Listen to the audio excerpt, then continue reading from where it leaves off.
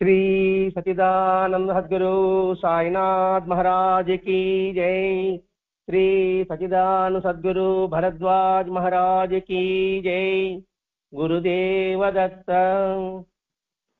సద్గురు షిరిడి సాయినాథుని యొక్క సన్నిధిలో ఆచార్య ఇక్కడ భరద్వాజ మాస్టర్ గారి యొక్క ఆశీస్సులతో ఈరోజు మతమెందుకు గ్రంథంలోని వివిధ అంశాలని మనం వివరించుకోవడానికి ప్రయత్నం చేస్తున్నాం। ఈరోజు మతము అనేది ఒక మూఢత్వము అనే భావన సైన్స్ బాగా తెలుసుకున్న అన్న వాళ్ళలో ఇటువంటి భావం కలుగుతుంది।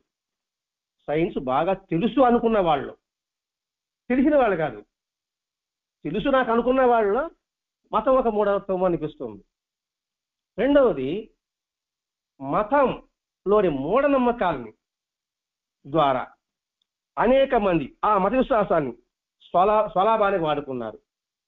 ఇప్పుడు మనీని ఎలా వాడుకున్నారు అలా అంటే ఏంటి, భగవంతుడి పేరు చెప్పేటప్పటికి భగవంతుడు సహాయం చేయమని చెప్పాడు కదా, అన్ని రూపాయలు బాబా ఉన్నాడు కదా, భగవంతుడు ఉన్నాడు కదా, ఈ రూపాయలు బాబా అడుగుతున్నాడేమో అనే ఉద్దేశంతో అది స్వలాభానికి వాడుకున్నట్లు జరుగుతుంది। ఇప్పుడు ఆ పాయింట్ వచ్చింది ఇప్పుడు మీరు కూడా, అంటే యోజన శక్తి లోపిస్తుంది। ఇక్కడ భగవంతుడు నీకు ప్రకృతి రూపంలో మనకి సందేశాలు అందిస్తూనే ఉంటాడు, అది మనం బాగా గుర్తుపెట్టుకోవాలి। ఈ విషయమే కాదు, అది మన కష్టం వచ్చినా, నష్టం వచ్చినా, సుఖం వచ్చినా, సంతోషం వచ్చినా, లాభాలు వచ్చినా కొట్టరే భగవంతుడు ఏదో ఒకటి హెచ్చరిక చేస్తుంటాడు, జాగ్రత్త పడు, నీకు ఇప్పుడు కీర్తి వచ్చింది, అధికారం వచ్చింది, డబ్బు వచ్చింది అని అనేక రూపంలో మనం హెచ్చరిక చేస్తుంటారు। అలాగే మన కష్టము దుఃఖం కూడా వస్తుంది, అప్పుడు కూడా హెచ్చరిక చేస్తుంటారు। ఆ హెచ్చరికను మనం గుర్తించలేకపోతున్నాం। ఎందుకు గుర్తించలేకపోతున్నాం అంటే ఆలోచన శక్తి క్షీణించడం వల్ల।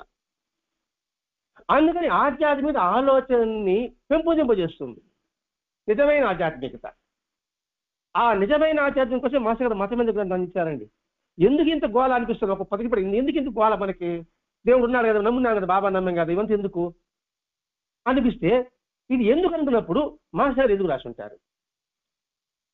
ఈ గ్రంథం రాయడానికి ఎంత కష్టపడి ఉంటారు, ఎన్ని గ్రంథాలైనా పఠించుంటాడు, మరి ఊరికే అలా చేసి ఉంటారు కదా, కనీసం ఆ కష్టాలను గుర్తించి కనీసం చదవడం నేర్చుకోరా అని నాకు బుద్ధి వచ్చింది। అది ఎందుకు ఈ గ్రంథం అందించాడు? అలాగే మత విశ్వాసాలు అడ్డు పెట్టుకొని జనాలను మోసం చేసినట్టే ఈ వైజ్ఞానికం తెలుసునే మూఢనమ్మకాలు అడ్డు పెట్టుకొని వాళ్ళు అసలైన నిజతత్వాన్ని తెలుసుకోలేకపోతున్నారు। తెలుసుకుని ప్రయత్నిస్తారనుకోండి, వాళ్ళు ప్రయత్నించకుండా చేస్తున్నారు మనం। ఎందుకంటే మళ్ళీ నా నుంచి గ్రూప్ దారిపోతారు వాళ్ళే, నాకు గుర్తింపు ఉండదే। అందుకే సనాతన ధర్మము, వేదము, అనేక మతాల సారాంశము, అనేక మత గురువులు, అనేక మహాత్ములు వారి జీవితాలంతా మనం పఠించాలి। బాగా తప్పలాగా ఏదో బాబానో, రాముడో, కృష్ణుడో, శివుడో, జీససో, ప్రవక్తో, గురునానో కానీ పదం ఉండకూడదు। అన్ని విషయాలు తెలుసుకోవాలి। అప్పుడేవుతుంది, అందరూ చెప్పేది ఒకటే। ఇప్పుడు గురునానక్ సిక్కు అంటే శిష్యుడిని అర్థం, మరి ఆయన చెప్పేది ఏంటి? ఆయన కూడా ఇదే సర్వమత సామరస్యం చెప్పాడు। వాయువ్య ప్రాంతంలో సిక్కు వచ్చి అమృత్సర్ ఆ ప్రాంతం కదా, ఆ ప్రాంతంలో అప్పుడు ఎక్కడుంది మత కలహాలు ఉండింది, అప్పుడు జన్మించాడు ఆయన। అలాగే షిరిడిలో బాబా అవతరణ జరిగింది, అలాగే బౌద్ధ మతంలో అక్కడ జరిగింది, ప్రవక్త ఉన్నప్పుడు అక్కడ జరిగింది, క్రీస్తు అప్పుడు అక్కడ జరిగింది। అంటే ఎక్కడెక్కడ జరిగిందో అక్కడక్కడ భగవంతుడు మహాత్ములు పంపిస్తూ వచ్చాడు। ఇప్పుడు ఎక్కడో ఢిల్లీలో జరిగితే మనకి తెలియదు కదండి, ఢిల్లీలో ఆడ ఉద్ధరిస్తున్నారు, సమాజం ఉద్ధరిస్తున్నారు, మనకెక్కడ తెలుస్తుంది? మనం మూఢులుగా ఉన్నాము। మరి మనం బాగుపడాలంటే ఏం చేయాలి? ఇంక మన ప్రాంతానికి ఒకటి పంపించాలి, మనం ఢిల్లీకి పోలేం కదా, అర్థమైంది అనుకుంటున్నా। అక్కడ మహాత్ముడు ఉన్నాడండి, అక్కడ వచ్చి చెడు నిరసిస్తున్నాడు, మంచిని ప్రోత్సహిస్తున్నాడు, మూఢనమ్మకం నిరసిస్తున్నాడు। మనమే మూఢనమ్మకాల్లో ఉన్నాము, మన అజ్ఞానంలో ఉన్నాము, మనకి అక్కడ బాగుపడాల్సిన విషయం మనకు తెలియదు, మన ఎలా ఉద్ధరింపబడాలి? అందుకే భగవంతుడు చూస్తాడు, అందుకే భగవంతుడు కోట మీద ఉంటాడు, ఆయనకు అన్ని తెలుస్తుంటుంది, ఎక్కడెక్కడ ఎవడెవడికి చేయాలో వాడిని పంపిస్తుంటాడు। అలాగే మన ప్రాంతానికి భరద్వాజ మాస్టర్ పంపించాడు। ఇప్పుడు భరద్వాజ మాస్టర్ గొప్ప అని చెప్పడం చేసింది కాదు, ఇక్కడ ఈ ప్రాంతానికి భరద్వాజ మాస్టర్ గారు, ఇంకో ప్రాంతం చారణ కోటేశ్వర గారు, ఇంకొకటి మల్లాది వెంకట శాస్త్రి గారు ఆయన పేరు. అట్లా ఒక్కొక్క ప్రాంతం ఒక్కొక్కరికి ఇచ్చారనమాట. ఆ ప్రాంతానికి వాళ్ళు గురువు, ఆ ప్రాంతానికి గురువు, మన ప్రాంతానికి మనకు మాస్టర్ గారు గురువు. మాస్టర్ గారు మనిషే కదంటే మనిషే, మనలో మానవత్వం రేకెత్తిచ్చాడు కదా. అందుకని మతానంద గ్రంథం మనం వివరించుకోవాల్సి వస్తుంది. ఇప్పుడు వైజ్ఞానం అనే మూఢనమ్మకాన్ని పెట్టుకొని దాన్ని అడ్డు పెట్టుకొని బతికే వాళ్ళు చాలా మంది ఉన్నారు. అసలు సిద్ధాంతంగా మన యొక్క మనస్సు, మన యొక్క భావాలు, మనకు ఇంద్రియానుభవంలో ఎటువంటి తత్వాన్ని ఉందో, జీవితం అంటే ఏమిటి, దుఃఖం అంటే ఏమిటి, అసలు జగత్తు యొక్క తత్వం గురించి బుద్ధుడు కావచ్చు, స్వామి వివేకానంద కావచ్చు, అలాగే రమణ మహర్షి కావచ్చు, జగద్గురు ఆదిశంకరాలు కావచ్చు, అవన్నీ మనం చదివామంటే వారి యోచనల ముందు ఈ వైజ్ఞానికం దూది పింజలాగా ఎగిరిపోతుంది. వాళ్ళ యొక్క శ్లోకాల్లో సైన్స్ ఇమ్మడబడి ఉంది. అందులో జగద్గురు ఆదిశంకరాచార్యులు శ్లోకాలు చెప్పామనుకోండి, సత్సంపత్తి గురించుకున్నాం మనం. మరి ఆ సత్సంపత్తి గురించి మనం గ్రహించగలిగితే సమము, దమము, తిదీక్ష, ఉపరితి, శ్రద్ధ, సమాధానము, ఏదో సైన్స్కి సంబంధించినట్లే. కానీ అవన్నీ భౌతిక శాస్త్రజ్ఞులు ఉన్నారు, వాళ్ళందరూ అది వాస్తవం నిరూపించారు. ఏది శంకరాచార్య చెప్పింది, ఐన్స్టీన్ చెప్పింది, భగవద్ కృష్ణుడు చెప్పింది, ఆధ్యాత్మికం అంతా కూడా వాస్తవం సంగతి మనకి మత గ్రంథాలు మొదట్లో మనం వివరించుకున్నాం. ఐన్స్టీన్ కావచ్చు, ఎడింగ్టన్ కావచ్చు, బెర్ట్రాండ్ రస్సెల్ కావచ్చు, అలాగే సర్జన్ జీన్స్ కావచ్చు, వీళ్ళందరూ కూడా భౌతిక ఆధ్యాత్మికత లేనిదే భౌతిక శాస్త్రం నిరూపణ కాదు అని చెప్పుకున్నారు కదా వాళ్ళు. అసలు వైజ్ఞానికం అంటే ఏమిటి? వైజ్ఞానికం అంటారు, సైన్స్ అంటున్నారు. అసలు వైజ్ఞానికం సైన్స్ అంటే ఏమిటి? శాస్త్రీయ పరంగా విజ్ఞాన శాస్త్రం సంబంధించింది దాని అర్థం. శాస్త్రీయ పరంగా అంటే ఏం చేయాలి? పరిశోధించాలనా, ప్రయోగాలు చేయాలనా? అవునా కాదా? వైజ్ఞానం అంటే పరిశోధించి ప్రయోగాలు చేస్తే నీకు శాస్త్రంలో విషయం నీకు అర్థమైంది, వైజ్ఞానికి అర్థమైంది. మరి ఆధ్యాత్మికం నువ్వు పరిశోధించాలి కదా, నువ్వు ప్రయోగాలు చేసుకోవాలి కదా, అవునా కాదా అని నువ్వు ప్రయత్నించే అవసరం ఉందా లేదా? మరి అవేం ప్రయత్నం చేయకుండానే అది వచ్చి మూఢనమ్మకాలండి, ఆ మతం అనేది, ఆ ఆధ్యాత్మికత అనేది ఈ వైద్యం నిలవదు అని ఎలా చెప్పగలం మనం? దీనికోసం పరిశోధన చేస్తున్నావు, ప్రయోగాలు పెట్టుకుంటున్నావు, అది వాస్తవం చెప్తున్నావు. మరి దీని కూడా ప్రయోగశాల ఉంది. అదేం ప్రయోగశాల? స్వీయ అనుభవము. ఆధ్యాత్మిక ప్రయోగశాల అనేది బయట పరిగణ కాదు, స్వీయ అనుభవము, అనుభూతి ద్వారానే నువ్వు తెలుసుకోగలవు. అది రమణ మహర్షి, దీన్ని నువ్వు తెలుసుకో. అసలు మనలో ఏముందో, మనలో యొక్క రసాయనిక పదార్థాలు ఏం పనిచేస్తున్నాయో సరిగ్గా ఎంతమందికి మనకు తెలుసు. అది తెలుసుకోకుండానే ఇవన్నీ బూటకమని చెప్పడం ఎంతవరకు సబబు? ఇప్పుడు మన ఆచార ధర్మాల్లో ప్రతి పనికి వైజ్ఞానికకి లింక్ ఉంది, సైన్స్కి లింక్ ఉంది. అది సనాతన ధర్మం కావచ్చు, లేకపోతే మన ఆచార వ్యవహారాలు కావచ్చు, ఏది వేదంలో చెప్పినట్టు కూడా సైన్స్కి అనుసంధానం ఉంది. అది పరిశోధించి తెలుస్తుంది. ఇప్పుడే జనాలు ఏమంటే మనలాంటి వాళ్ళకి వేదము గురించి మనం తెలుసుకోలేకపోతున్నాం, ఇటు సైన్స్ ప్రకారంగా తెలుసుకోలేకపోతున్నాం. అదే చేస్తున్నారు వాళ్ళు, ఆధ్యాత్మికంలో మూఢ విశ్వాసంతో మనల్ని ఆడిస్తున్నారు, బలహీన చేస్తున్నారు. అలాగే సైన్స్ వాళ్ళు చెప్తున్నారు, అదే అవతనమ్మ బాధలు అనేటప్పటికీ వాళ్ళు మనల్ని వాడుకుంటున్నారు. ఇక్కడ తత్వం ఎవరు ఉంది? అది వినేవాళ్ళలో ఉంది. ఆ వినేవాళ్ళ మూఢత్వాన్ని చెదగొట్టాలని మాస్టర్ గారి యొక్క ప్రయత్నం. మహాత్ముడు చేశారండి, యేసుక్రీస్తు అదే చేశాడు, ప్రవక్త అదే చేశాడు, బృందానికి అదే చేశాడు. అది క్షుణ్ణంగా మనం పరిశీలించకుండానే ఈ వైజ్ఞానం, సైన్స్, మోడర్న్ సైన్స్ ఇదే కరెక్ట్ అనుకోవడం ఎంతవరకు సబబు ఉంటుంది? సరే, ఉగాది పండుగ వస్తుంది. ఉగాది పండుగ మన పెద్దలు చెప్తే అప్పుడో పెట్టి ఆచారం, అందులో సైన్స్ లేదా? శారీరక సంబంధించిన ప్రక్రియ లేదా? ఆరోగ్యం సంబంధించిన విధానం లేదా? మరి వైజ్ఞానానికి ఆధ్యాత్మిక అందదని ఎలా చెప్పగలవు? శ్రీరామనవమి, అందులో సైన్స్ లేదా? జీవిత విలువలు లేవా? మరి నీ సైన్స్ ఏం చెప్తుంది? జీవితం నేర్పుతుందా? జీవిత విలువలను పాడు చేస్తుంది. బాగా సైన్స్ అనుకోండి, జీవితంలో ధర్మాన్ని నువ్వు కోల్పోతున్నావు. నీ యొక్క ప్రాపకాన్ని పెంచుకోవడం కోసంగా దాన్ని వాడుకుంటున్నావు మీరు. అలాగే వినాయక చవితి పండుగ,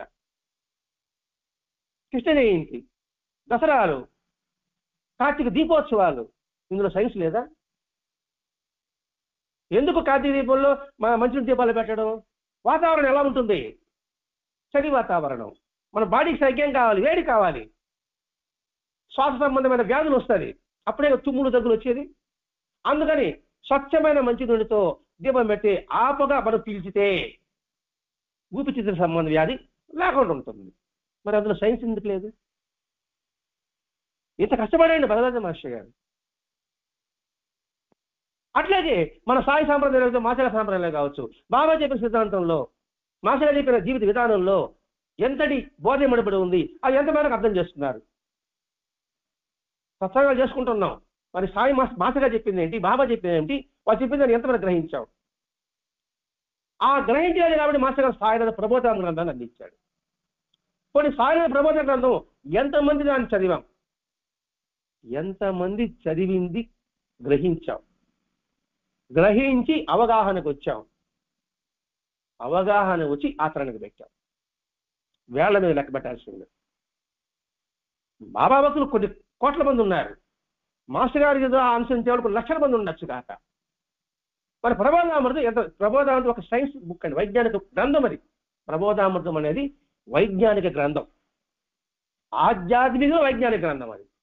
మరి దాన్ని ఎంతమంది పట్టుకున్నాం?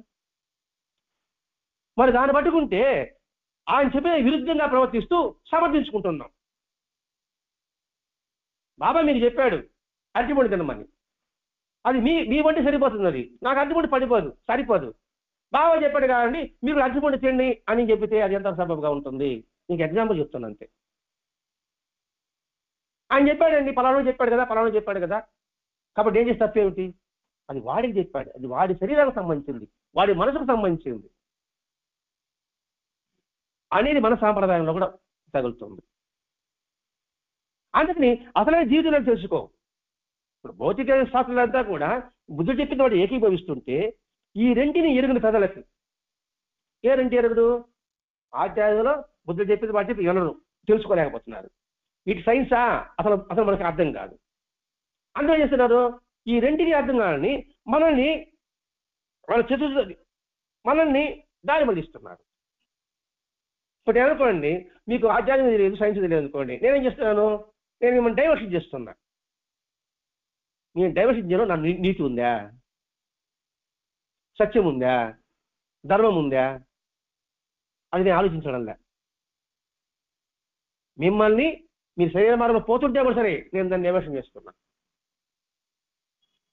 ఇప్పుడు ఆధ్యాత్మికంలో బాబా చెప్పిన సూక్తుల్లో చూడండి, ప్రతి ఒక్కటి ఉంది. అప్పు చేసి పప్పు కూడా తిన బాగా చెప్పుకున్నాడు. ఎలా అవుతుందండి ఈ కాలం అని అనుకోండి, ఓటు ఎవరికి వేస్తారు? నాకేస్తారు మీరు, ఆయనకి ఇది ఓటు. నిజమే కదా అనిపిస్తుంది. అట్లా ఈ ఆధ్యాత్మికత కూడా వక్ర మార్గాన్ని వెళ్ళిపోతుంది. అంటే ఇదెంతో నిజమో తెలియాలంటే మన విజ్ఞాన విధులు గ్రంథం చదవమంటున్నాడు. ఇవన్నీ అర్థం కావాలంటే విజ్ఞాన విధులు చూడాలి. లేకపోతే వాళ్ళ చిత్తశుద్ధిని మనం శంకించాలి. నిజంగా చిత్తశుద్ధి ఉంటే ఎవరికి వైజ్ఞానికులే వాస్తవం చెప్పుకున్నామండి కంటే ఎంత మేరకు వాడిలో సంస్కరింపబడ్డారు. వైజ్ఞానికులు అనుకోండి, సంస్కరింపబడలేని ఏ శాస్త్రమైనా దండగే. నువ్వు ఏ సాంప్రదాయం ఉండు కాక, సంస్కరింపబడితేనే అది అసలైన శాస్త్రం, లేకపోతే అంటే దుమ్మాది. అదే అంటాం. సత్సంగాలు జరుగుతున్నాయి, పారాయణ చేస్తున్నాం, ఎంతమంది ఆ ప్రాంతంలో సంస్కరింపబడ్డారు, అది దాని విలువ. అందుకని భావిస్తుంటాం. ఇక్కడ ఒక సభ పెట్టుకుంటున్నాం, ఒక ఊళ్ళో పెట్టుకున్నాం, దీని ద్వారా ఎంతమంది సంస్కరింపబడ్డారు అది కావాలన్నా మేము చేసుకుంటూనే పోతున్నాం. సంస్కరణ మాత్రం లేదు. ఏం ఉపయోగం ఉంటుంది నువ్వు చేసుకుంటూ పోతుంటే? అది మనం గుర్తించాలండి. ఎక్కడైనా సరే మేము ఇది చేస్తున్నానండి, ఇప్పుడు ఏమనుకోండి, నేను సత్సంగా చేస్తున్నానండి, పారాయణ చేస్తున్నానండి, ఓకే, నాలో ఏమి పరివర్తన వచ్చింది? నేను దేన్ని సంస్కరింపబడ్డాను? కోపం లేకుండా ఉండగలుగుతున్నానా? ద్వేషం లేకుండా ఉండగలుగుతున్నానా అని నేను చూసుకోవాలి. నేను చూసుకోను.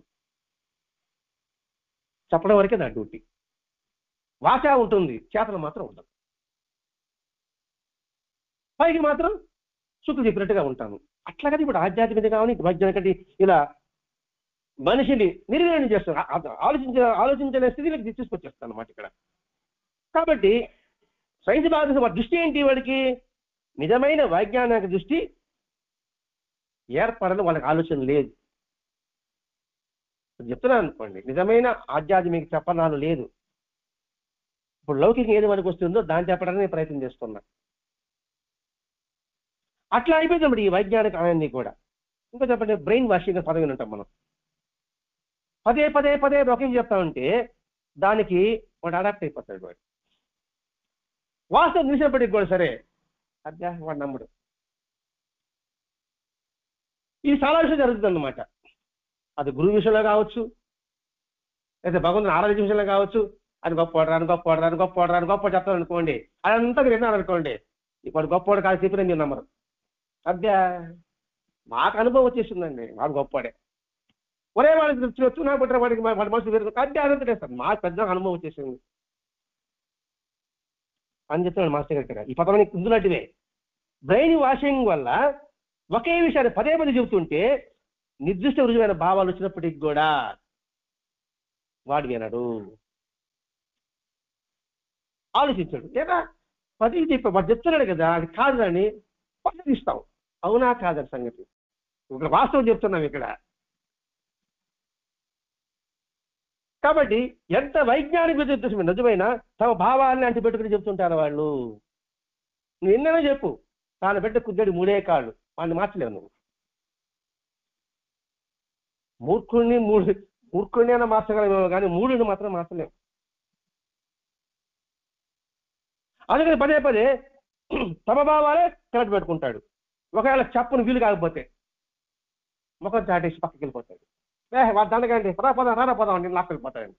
ఏదైనా పక్కన ఉండేవాళ్ళు కూడా. ఎందుకంటే వాస్తవం తెలుసుకోవాలని నాకు ఆకాంక్ష లేదు, తెలియజెప్పాలనే ఆశ నాకు లేదు.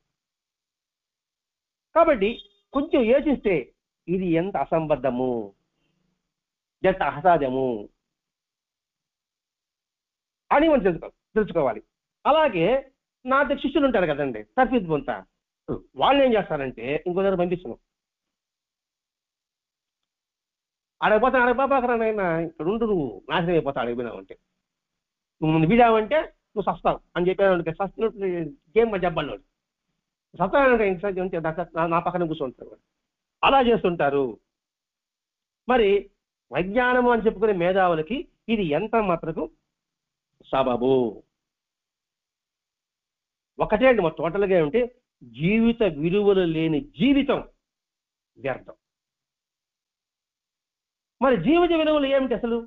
ఏం చెప్పారు, ఏం చేస్తున్నాం, ఏం ఆచరిస్తున్నాం అనే సంగతి మనం ఎక్కడ పరిశోధిస్తున్నాం అంటే, మనకి మహాత్ములంతా కూడా వాళ్ళ యొక్క బోధనలో కూడా దారి చూపే శిఖలు అన్నాం కాదు, దారి చూపే దీపాలు అన్నాం కాదు, దారి చూపే దివిటీలు.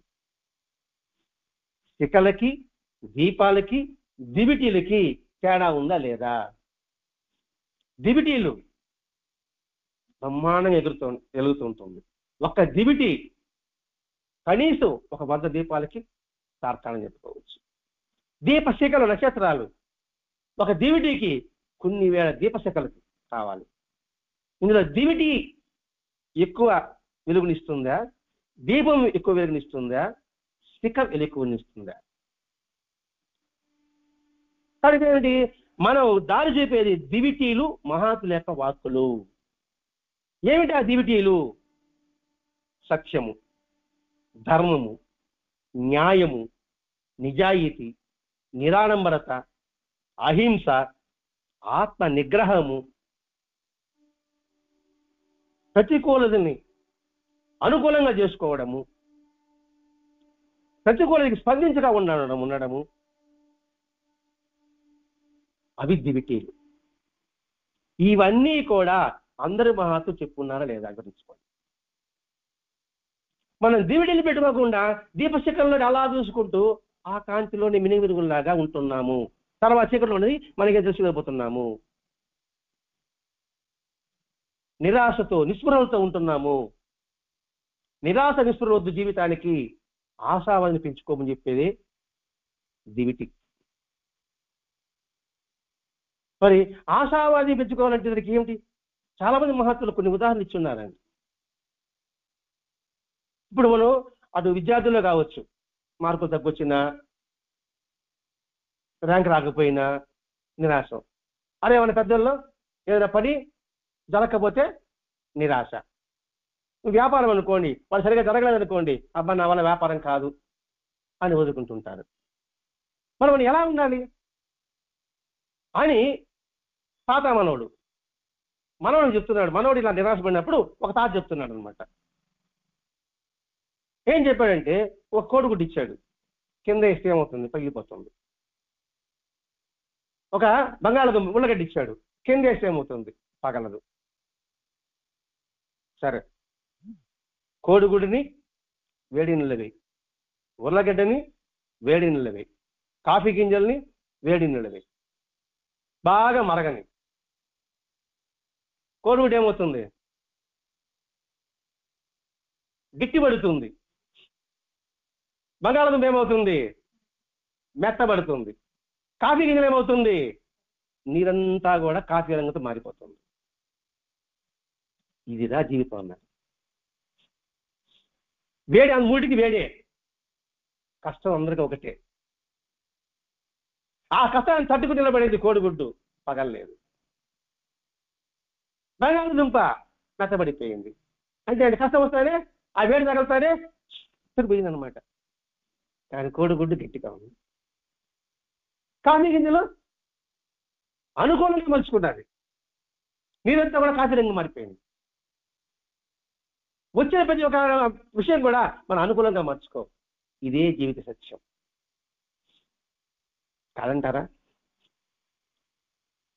అందుకని సద్గంధ పఠన ఎందుకు పెద్దలు విధించారంటే, ఎందుకు ఏదో ఒక గ్రంథం పుస్తకం దానికి వచ్చే ప్రతి ఒక్కటి మనం తెలుసుకోగలగాలి. అదే అంటారు, ఒక ఇంట్లో అన్ని సపరేట్ పెట్టుకున్నారు, పుస్తకాలకి ఒక కార్యాలయం పెట్టుకున్నావా? ఏ ఇంట్లో అయినా పుస్తకాలు ఒక సెల్ఫ్ ఉందా? మనకి ఏమన్నా మిగతా వాడికి సెల్ఫ్ పెట్టుకుంటున్నాం, అలంకరించుకుంటున్నాం. మరి దానికి మాత్రం లేదు. ఇంకా మనకేం తెలుసుకోగలుగుతాం మనం? ఎందుకు సత్సాంగత్యము సద్గంధ పఠన అనే అమృత ఫలాన్ని ఎందుకు చెప్పారు? వింటేస్తాను, అసలు ఎంత లోతైన సంగతి మనం ఆలోచించలేకపోతున్నాం. అది తెలుసుకోవాలి కదా. అది మానసిక విలువల్ని మనం నేర్పుతుంది. నిజంగా మనం ఏం నేర్చుకుంటున్నాం, ఏం నేర్చుకోవాలి? జీవిత విలువలు వచ్చిందండి, దాని గురించి వివరించుకుంటాం ఇక్కడ. ఎందుకంటే మానవ జీవితంలో నిజమైన వైజ్ఞానిక దృష్టి ఏదంటే, విజ్ఞాన విషయంలో వైజ్ఞానిక దృష్టి ఉండాలి, నిత్య జీవితంలో విలువలకు సంబంధించిన భావి పవిత్రతలు ఉండాలి. ఈ రెండు సమ్మేళనమే జీవితం. అది మాస్టర్ గారు ఇక్కడ వివరిస్తున్నారు. మానవ జీవితంలో నిజమైన వైజ్ఞానిక దృష్టి అన్నాడండి ఇక్కడ. నిజమైన వైజ్ఞానిక దృష్టికి విజ్ఞాన విషయంలో వైజ్ఞానిక దృష్టి సైన్స్ ఉండాలి. రెండవది నిత్య జీవితం విలువలకు సంబంధించిన పవిత్ర భావాలు అన్నాడు. ఈ రెండు సమ్మేళనమే జీవితం. వైజ్ఞానికం ఉంది, నిజమైన వైజ్ఞానికం ఉంది అనేది. నిజంగా మనం ఏం నేర్చుకున్నాం చాలా వరకు. ఇప్పుడు 97-80% వరకు చదువు ఉంది, ప్రతిభ ఉంది, ఉద్యోగం ఉంది, పరిజ్ఞానం ఉంది, వాక్చాతుర్యం ఉంది. వీటిని దేనికి ఉపయోగించుకుంటారు ఎక్కువ మంది? చదువుని, అధికారాన్ని, వాక్చాతుర్యాన్ని, పరిజ్ఞానాన్ని, ప్రతిభని, ఉద్యోగం, వ్యాపారం ఏదైనా కావచ్చుగా అనేక కళలు, వాటన్నిటిని కూడా వాటి ద్వారా మనల్ని ఏం నేర్చుకుంటున్నాము? ఎదుటి వారిని ఎలా కింద పడాలని సంగతి తెలుసుకుంటున్నాం. ఎక్కువ మంది అంటున్నాం ఇక్కడ, మీలాంటి మీ నలుగురు గురించి చెప్పడంలే. ఎక్కువ మంది అధికారంతో కింద వాడిని, పైవాడు కూడా కింద వచ్చి పైకి ప్రమోషన్ పోవాలని ప్రయత్నం చేస్తుంటున్నాం. ప్రతిభ ఉంది, పరిజ్ఞానం ఉంది, ఎదుటి వాళ్ళు ఎలా దోచుకోవాలని చెప్పి ప్రయత్నం చేస్తున్నాం. అధికారం ఉంది, చదువు ఉంది, ఇవి ఇప్పుడు మనం నేర్చుకుంటున్నది. మరి ఏం నేర్చుకోవాలి? కలిసిమెలిసి జీవించడం నేర్చుకోవాలి, సహాయకారం అందించడం నేర్చుకోగలగాలి. అలాగే ప్రతికూలం వచ్చినప్పుడు స్పందించకుండా ఉండడం నేర్చుకోవాలి. ఏది? చదువు ద్వారా, అధికారం ద్వారా, వ్యాపారం ద్వారా, వీటితో మాట్లాడుతున్నామండి. పరిజ్ఞానం ద్వారా ఇవన్నీ మనం నేర్చుకోగలగాలి. అంటే నలుగురిని కలిసిపోగలడం అంటే వసుదైవ కుటుంబం చిన్న మాటలే, కానీ ఇక్కడ సైన్స్ కాబట్టి ఈ పదాలు వాడాల్సి వస్తుంది. ఇక్కడ ప్రతికూలత కూడా మనం సహించడము. ప్రతికూలస్తాన్ని మనం అలా అయిపోతున్నాం, బెంబేలు పడిపోతున్నాం. మనకు నేర్పిస్తుంది, చదువు కూడా నేర్పిస్తుంది, వ్యాపారం కూడా నేర్పిస్తుంది. ఇప్పుడు కేఎఫ్సి అంటారు కదండి, హోటల్ ఉంటుంది కేఎఫ్సి. ఆ కేఎఫ్సి అతని జీవితం, అది పేరు కల్నల్ ఏదో పేరు గుర్తురావడం, పేరు కల్నల్ అని పేరు వస్తుంది. కేఎఫ్సి అంటే కంటన్కి ఫ్రైడ్ చికెన్ కేఎఫ్సి అంటే. అతడికి 7 సంవత్సరాలు అప్పుడే తగిలిపోతాడు, తల్లి వేరే వివాహం చేసుకుంటుంది, వీడు అనాథ అయిపోతాడు. మీరు వాళ్ళ తమ్ముళ్ళు కూడా చదువుకోకుండా పోషిస్తాడు, పరిగిపోతాడు.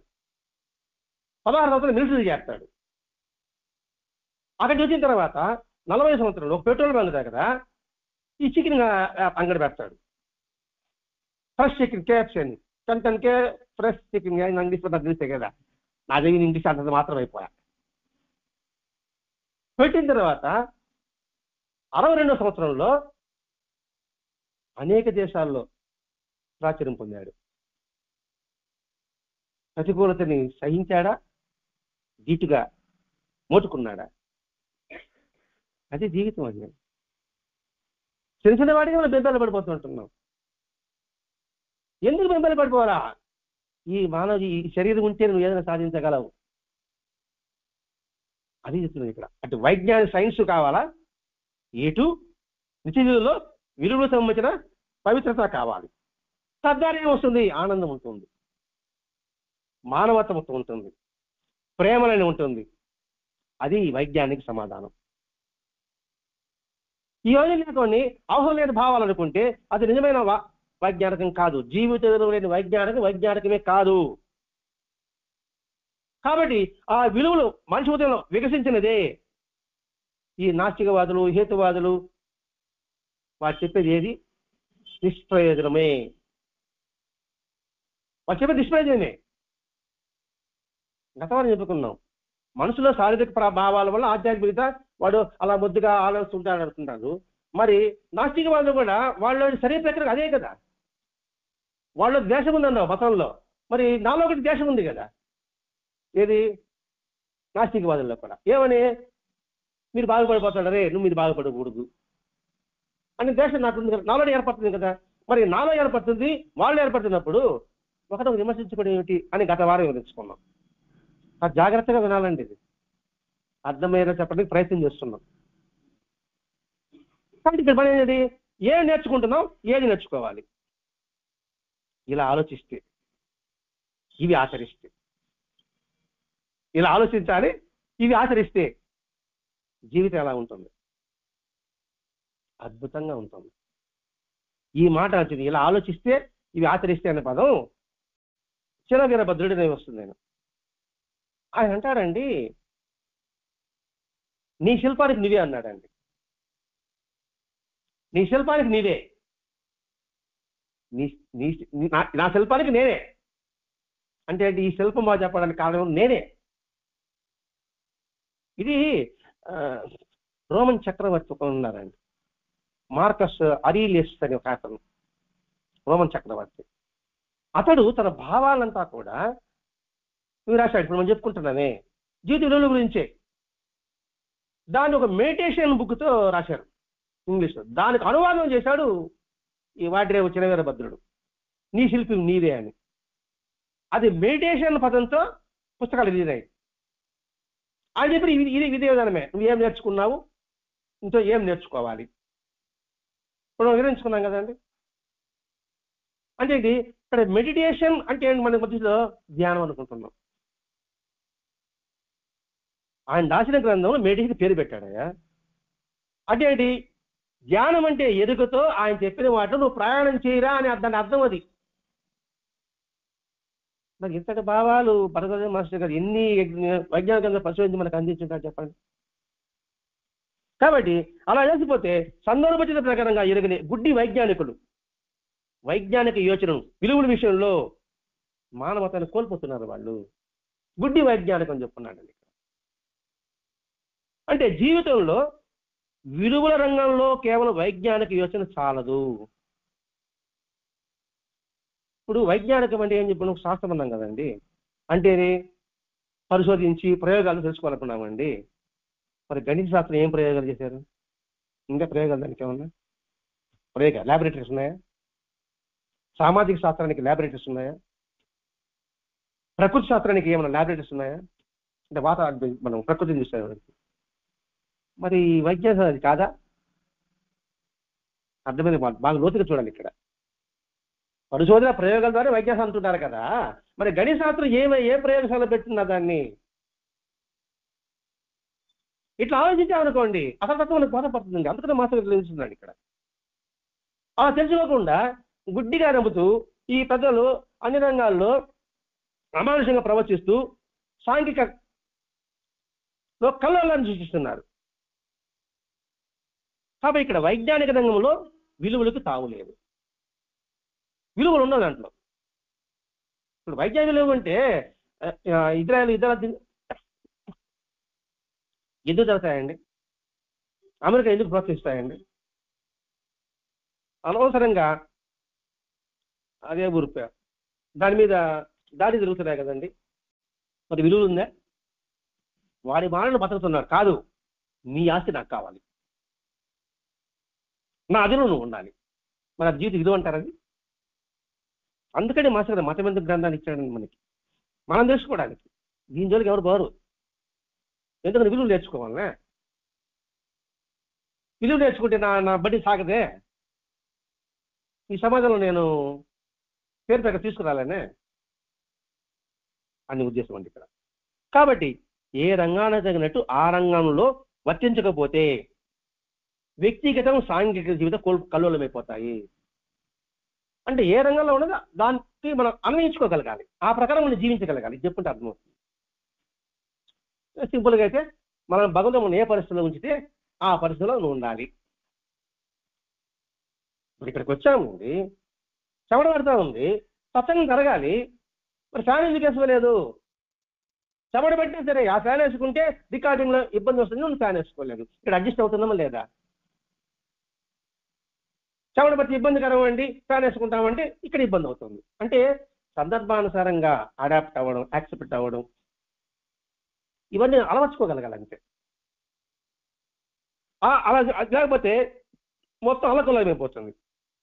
వైజ్ఞానం ఒకటే ప్రగతి చేసినామని తలచడం సరి అయిన నిజమైన వైజ్ఞానికత కాదు. ఇదే కరెక్ట్ వాస్తవం కాదు. ఎందుకంటే మన ఆచారాలు, మన పండుగలు అన్నింటి కూడా సైన్స్కి ఉందా లేదా అండి? ఇప్పుడు లెక్కలు కట్టడం గ్రహాల గురించి మన పూర్వీకులు ఎప్పుడో గ్రహాల గురించి ఎప్పుడో లెక్కలు కట్టారు కదండి. పంచాంగం వస్తుంది రేపు, సంవత్సరం ముందు జరిగేది ఎప్పుడు ఏం జరుగుతుందో పంచాంగం వస్తుంది కదండి. మరి ఏ ప్రయోగాలు చేస్తున్నారు వాళ్ళు? అలానప్పుడు దాంట్లో 100%కి 70% జరుగుతుంది కదా పంచాంగం రాసేట్టువి. మరి ఏం లెక్క వేస్తే ఏ ప్రయోగాలు ఉన్నారు వాళ్ళు? కాబట్టి వైజ్ఞానికమే వాస్తవము అని చెప్పడం సబబు కాదు. ఎందుకంటే వైజ్ఞానం ఒక్కటే నిరూపించే జీవితాంశాలు ఉన్నాయని చెప్పండి. ఇప్పుడు జీవితాంశాలు ఉన్నాయని మనం నిరూపణ చేయలేం. ఇప్పుడు సౌందర్యం ఉంది, ప్రేమ ఉంది, ధర్మం ఉంది, డ్యాన్స్ కళలు ఉన్నాయి. అవన్నీ ఏ ప్రయోగశాల పెట్టావు? ప్రేమ సంగతి మాట్లాడతావండి. ఏ ప్రయోగశాలలో నువ్వు ప్రేమను కల్పిస్తావు? ఆర్టిఫిషియల్ ప్రేమను కల్పించగలుగుతామా? ధర్మాన్ని కల్పించగలుగుతామా? మరి వైజ్ఞానిక పరిశోధన కొట్టుకోవడం ఎంతవరకు సబబుగా ఉంటుంది? కాబట్టి ఒక వంకేమో ఈ వైజ్ఞానిక ఏం చెప్తుంది, మేము సమాజం కోసం చేస్తున్నామండి, సమాజం కష్టపడుతున్నామండి అని చెప్తున్నారు కదండి. సమాజం తెలుగులో తీసుకురావాలి, జ్ఞానం నింపాలని చెప్తున్నారు కదండి. అవి చెబుతూ అవి వికసించడానికి ఏదైనా అవసరం ఉందో దాన్ని చెప్పడం లేదు. ధర్మంగా ఉండు, నీతిగా ఉండి చెప్పాను నేను. మరి ధర్మం నీతి కూడా ఎలా ఉండాలి, ఆ భావం రావాలంటే ఏం చేయాలి అది చెప్పలేదు. నేను సమాజం ఉద్ధరిస్తున్నాను, సమాజం ఉద్ధరిస్తూ ఏం ఉద్ధరిస్తున్నావు? మాటల్లో ఉద్ధరిస్తున్నావు, చేతల్లో లేదు. ఒట్టి మాటలు కట్టి పెట్టి గట్టి మేలు తలపెట్టే పోయి ఎన్నిసార్లు చదువుకుంటాను దాన్ని. ఆ పదం వాక్యం ఎంతమంది గుర్తుపెట్టుకున్నాం? వాసన పదం పెడతాం, మన సత్సంగంలో ఎంతమంది గుర్తుపెట్టుకుంటున్నాం? మనకరకు మాట్లాడుకుంటాం. ఎందుకంటే సత్సంగం అంటేనే సంస్కరింపబడేది, సంస్కరించుకుంటే నిజమైన సత్సంగం అవుతుంది. మన వరకు ఒట్టి మాటలు కట్టి పెడుతున్నామా? మాటలే ఉన్నాయి, మరి చేతలు ఎక్కడ ఎంతవరకు చూసుకుంటున్నాం? అది ఎవడెవడు పరిశీలించుకో, అంటే లేరని చెప్పడం లేదు. ఎవడవాడు ఎంతవరకు చేసుకుంటున్నాడు వాళ్ళు ఆత్మపరిశీలన చేసుకోవాలి. ఇప్పుడు నేను ఎంతవరకు పరిశీలన సంస్కరించబడ్డాను? మాస్టర్గా చెప్పారు, బాబా చెప్పారు, మనం ఇక్కడే మాట్లాడుకుంటున్నాం. వాళ్ళు మనం గౌరవిస్తున్నాం, మనం ఆరాధిస్తున్నాం. వారు చెప్పింది నా జీవితంలో ఎంత మేరకు నేను సంస్కరించుకుంటున్నాను అని పరిశీలించుకున్నాను కదండి. ఇదొక ప్రయోగశాల. అలా చేసుకోకుండా ఈ సమాజానికి పనికిరాదు, ఇది ఆధ్యాత్మిక పనికిరాదు చెప్పడం ఎంతవరకు అవసరము? ఆధ్యాత్మిక సమాజానికి అత్యావశ్యకము. మతము సమాజానికి అత్యావశ్యకము. నిజమైన మతము, నిజమైన ఆధ్యాత్మికత. మన నిజమైన పదం జోడించుకోవాలి. మాస్టర్ నిజమైన పదం వాడుతున్నాడు ఇక్కడ.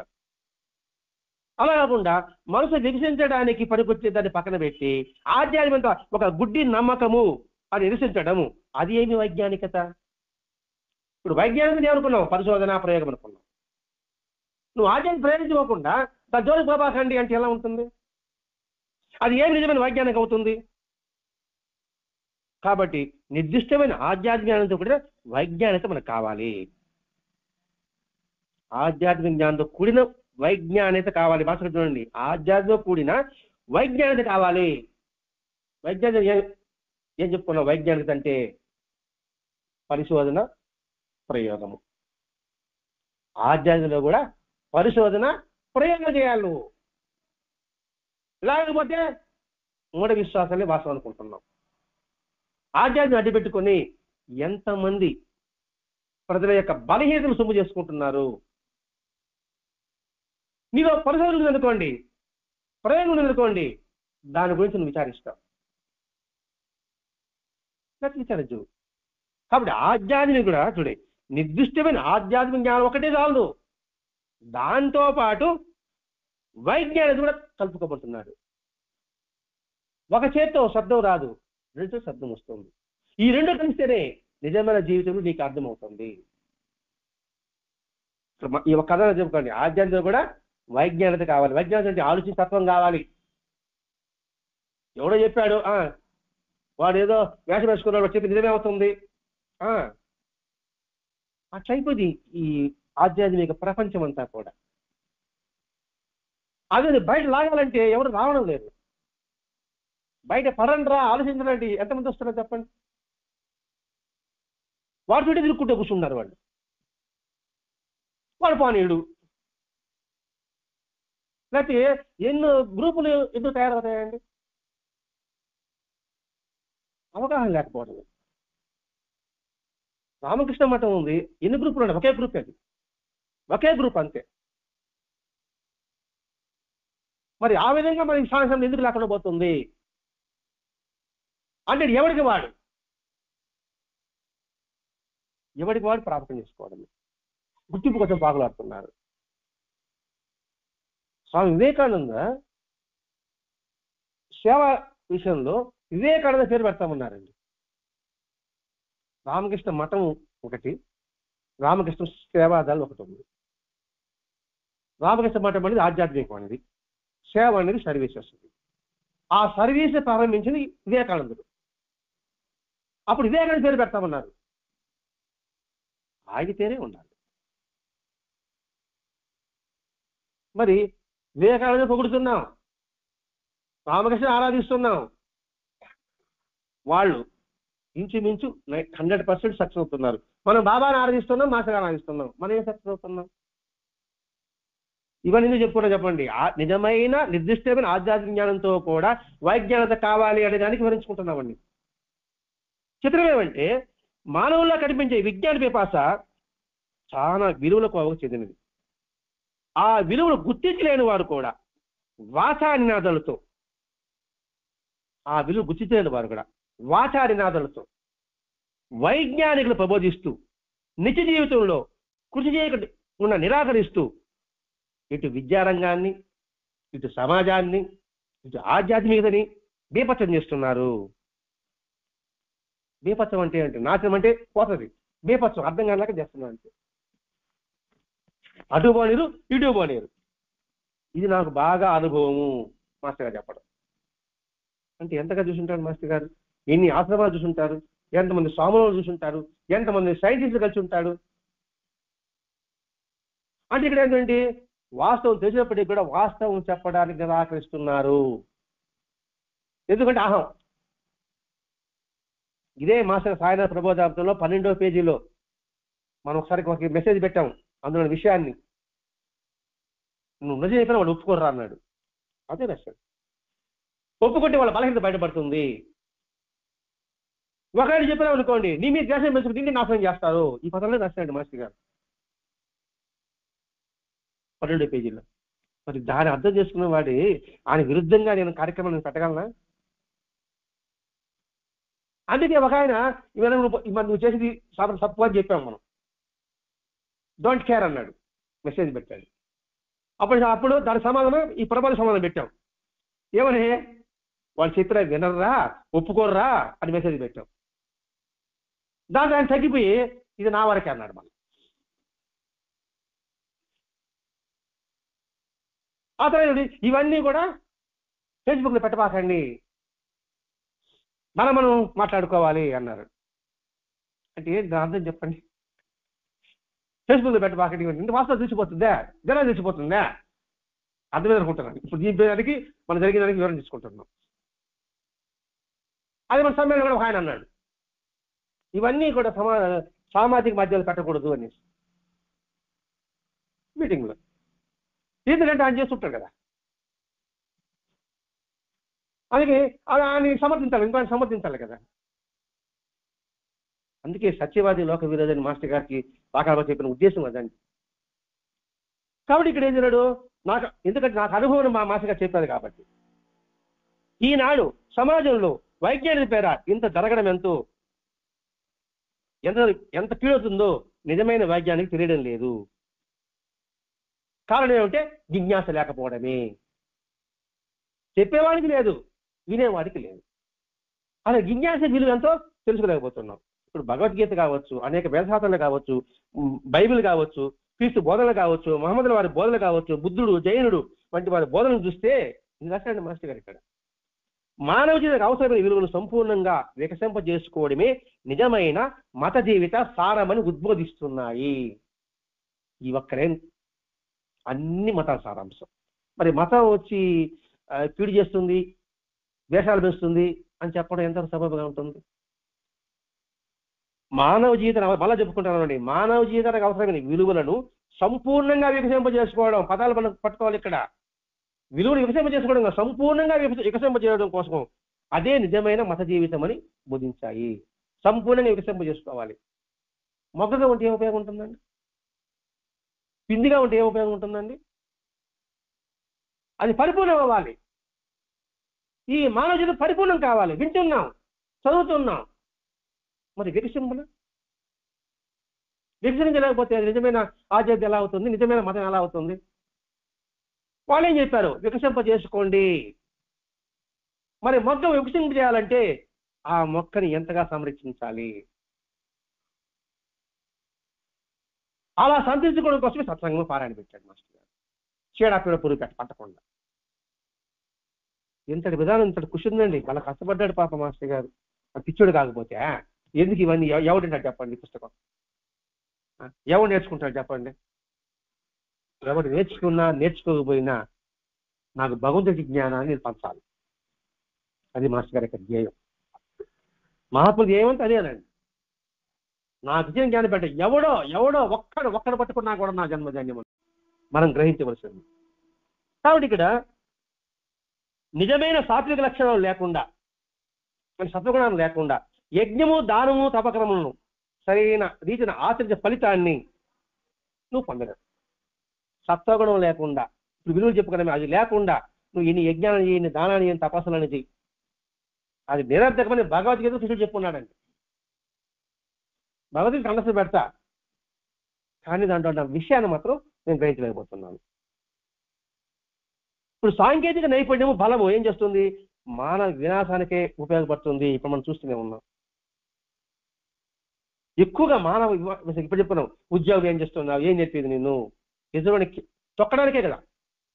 అధికారము, చదువు, వాళ్ళ పరిజ్ఞానము, ప్రతిభ.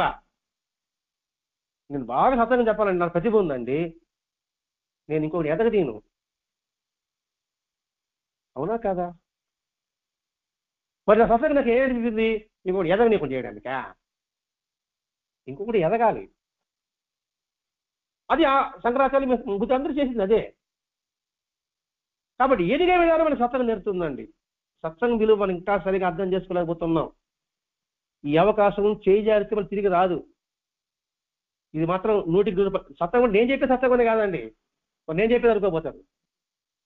సత్సంగం సత్యోగుడే ప్రవర్తన ఎక్కడైతే ఉందో అది వినడానికి ఎంతమంది ఇష్టపడుతున్నాం మనం, ఈ సమాజము. ఎందుకంటే దీని విలువ తెలుసుకోలేకపోతున్నాం, ఈ శరీరానికి విలువ తెలుసుకోలేకపోతున్నాం. కాబట్టి మతం యొక్క నిజత్వాన్ని గుర్తించి బలపరచక దాని పేర జరిగే ప్రజల మూఢనమ్మకాలని విమర్శించి మతాన్ని విమర్శిస్తామంటున్నారు వాళ్ళు. అంటే మతం పేరు జరిగే మూఢాచారాన్ని విమర్శిస్తూ మతం పనికిరాదు అంటున్నాడు. మరి మూఢనమ్మకాలు మతంలో ఉందా, మనుషుల్లో ఉందా? మనుషుల్లో ఉంది. తప్పేవరిది? మనిషిదా, మతందా? మనిషి తప్పైనప్పుడు నువ్వు మతాన్ని విమర్శించదు. నువ్వు అన్నం వండావు, వండుతున్నావు, కూర వండుతున్నావు, మాడిపోయింది, పాత్ర తప్ప, చేసేవాడు తప్ప అంటే ఈ పాత్ర పనికిరాదండి. నేను అట్లా తప్పు నేను పెట్టుకోను అంటే ఈ పాత్రలో పనికిరాదు, వేరే పాత్ర మాత్రం అలాంటిది బాగా ఉంటాను నేను. నా తప్పు వల్ల అది మాడిపోయిన సంగతి నేను చెప్పను. చాలా ఇళ్ళు వింటూనే ఉంటాయి ఈ మాటలు. తప్పు దాని మీద పెడతాం. లేకపోతే గ్యాస్ మంట ఎక్కువైందండి, దాంట్లో సిలిండర్ తప్పు, లేకపోతే దాంట్లో తప్పు, స్టవ్ తప్పు అంటారండి. మంట ఎక్కువ పెడతాను చెప్పడం. మనం చేసేది లేదు, పాలు పాడు పెట్టేసా తప్పు పెట్టుకోకుండా ఆ గ్యాస్ ట్యూబ్ లీక్ అయినట్టుగా అని చెప్పాను నేను. ఇది మన ప్రవృత్తి, ఇది మన సహజ గుణము, లక్షణము. మరి బయటపడాలంటే ఎవడు ఒప్పుకుంటాడంటే నేనేం ఒప్పుకోవడంలే, సమర్థించుకుంటానే కూర్చుంటాను నేను. నేను చేసిందే కరెక్టు, నేను చేసిందే కరెక్ట్ అని.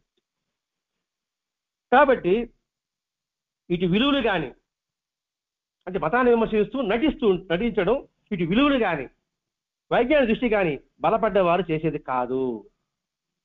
వైజ్ఞానిక స్ట్రాంగ్గా ఉన్నవాడు ఈ పని చేయకూడదు. నైతిక విలువలు కన్నవాడు ఈ పని చేయడు. అసలు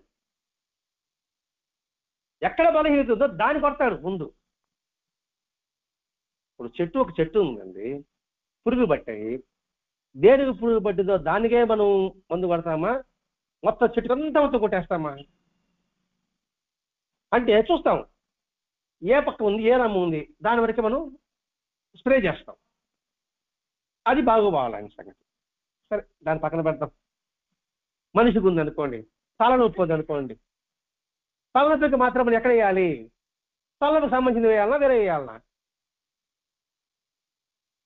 వేరే పట్టు వేసుకుంటామా? అట్లా గమనించి ఇక్కడ అంటే ఆ విలువలు తెలియని వారు అలా చేస్తారు, తెలుసుకునే వారు దీన్ని నిరసించరు. అవి రెండు లోపించిన మాత్రమే చేయగలరు. ఏది? నైతిక విలువలు, సరైన నైతిక విలువలు, నిజమైన వైజ్ఞానిక దృష్టి లేని వారు మాత్రమే ఇలా చేయగలరు. విలువలు అటు నైతిక రంగంలోను విజ్ఞాన రంగంలోనూ ఏం చేస్తుంది? విలువలు ఇటు నైతిక రంగంలో అంటే సహజంలో, ఆచరణ మతంలో, ఇటు విజ్ఞానంలో ఏం చేస్తుంది? శ్రేయస్సునిస్తుందా, కీడు చేస్తుందా? శ్రేయస్సునిస్తుంది. సైన్స్ వాళ్ళు పట్టుకుని అనుకుంటే అది శ్రేయస్సునిస్తుంది. ఈ రెండిలో శ్రేయస్సు నశింప చేయగలదానికి ఇదే రుజువు. ఈ వైజ్ఞానిక దృష్టి ఈ రెండింటికి శ్రేయస్సు లేకుండా చేస్తుంది. మన ప్రాచీన గ్రంథాలు కేవలం లౌకిక ఇహపరాలను చెడగొట్టదు, ఈ రెండింటిని శ్రేయస్సు చేకూరుస్తుందని చెప్పాయి. మన ఆధ్యాత్మిక గ్రంథాలన్నీ కూడా చెప్తానంటే నీ జీవితంలో అటు ఇహంలోను ఇటు పరంలోను ఇటు పారమార్థికంలోను ఇటు లౌకికంలోను నీకు శ్రేయస్సే చేకూరుస్తుంది అని చెప్పారు. ఆయన చేసిన కూడా అసలు విలువ తెలుసుకోకుండానే నువ్వు అనవసరంగా అది తప్పు అని చెప్పడం ఎంతవరకు సబబు? ఇప్పుడు ఒక ఉద్యోగం చేస్తున్నా నేను, ఉద్యోగం అంటే బాగా మంచి ఉద్యోగం చేస్తున్నా, సంతృప్తి లేదు. కారణం ఏంటంటే మా అధికారికి నాకు శక్తి లేదండి, నా ప్రతిభ నాకు గుర్తించడం లేదండి, ఎంత ఉన్నా కూడా నాకు తృప్తి లేదండి అంటాను. ఇప్పుడు ఒక ఆయన వివేకానంద అన్నాడు, నీ డ్యూటీ ఏంది, నువ్వు జీతం తీసుకుంటున్నావు, దాని దగ్గర పని చేస్తున్నది నువ్వు చూసుకో. నీ అధికారి గుర్తిస్తున్నాడా, గుర్తించలేదు, నీకేం పని నీకు? నువ్వు జీతం తీసుకున్న తర్వాత దాని దగ్గర పని చేస్తున్న నువ్వు దాన్ని చూసుకో, అది ధర్మం. అలా చేసుకుని నీకు సంతృప్తి మనీలాగా, అలా కాకుండా అసంతృప్తే. ఎవడెవరికి మరి నా టైం నేను యూజ్ చేసుకుపోతా చేసుకుంటూ వస్తాడు, సంతృప్తిగా హ్యాపీగా ఉన్నాడు. అలాగే ఎంత పని చేసినా కూడా గుర్తించలేదే అని ఇక్కడ పని ఆగిపోయాయి. మనం ఏం నేర్చుకుంటున్నామని చెప్తున్నానండి ఇక్కడ. కాబట్టి ఇక్కడ మనం ఏం నేర్చుకుంటున్నామో ఏం నేర్చుకోవాలి, ఇలా ఆలోచిస్తే, ఇలా ఆచరిస్తే. ఇది ఆశ్చర్యమైన చెప్పిన మాట. అంటే ఇలా ఆలోచించు, ఇలా ఆచరించు. అది ఈరోజు మాస్టర్ గారి మతమందరికి గ్రంథం ద్వారా ఈ 3 పేజీల సారాంశంలో మనం గుర్తించవలసింది వైజ్ఞానికత. గుడ్డి వైజ్ఞానికత వద్దు, గుడ్డి ఆధ్యాత్మికత వద్దు. నిజమైన ఆధ్యాత్మికకి నిజమైన వైజ్ఞానికం రెండు కలుపుకో, అప్పుడు నీకు పరమశ్రేష్ఠ కలుగుతుంది. ఒకటి ఉన్నా ఇబ్బందే, ఇంకోటి లేకపోయినా ఇబ్బంది.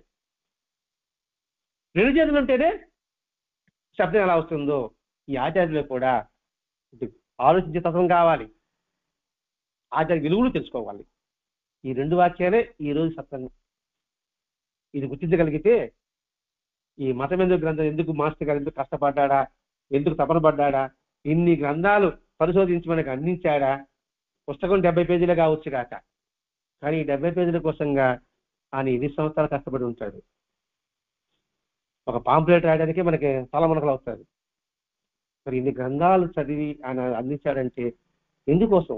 సమాజానికి శ్రేయస్సు చేకూర్చాలి అనే తపన ఆయనకి. ఆ తపన అర్థం చేసుకుంటే అప్పుడు ఈ గ్రంథం యొక్క విలువ తెలుస్తుంది, మనిషి యొక్క విలువ తెలుస్తుంది. అప్పుడు మన జీవన విధానం శరీర మార్గంలో ప్రయాణం సాగిస్తుంది.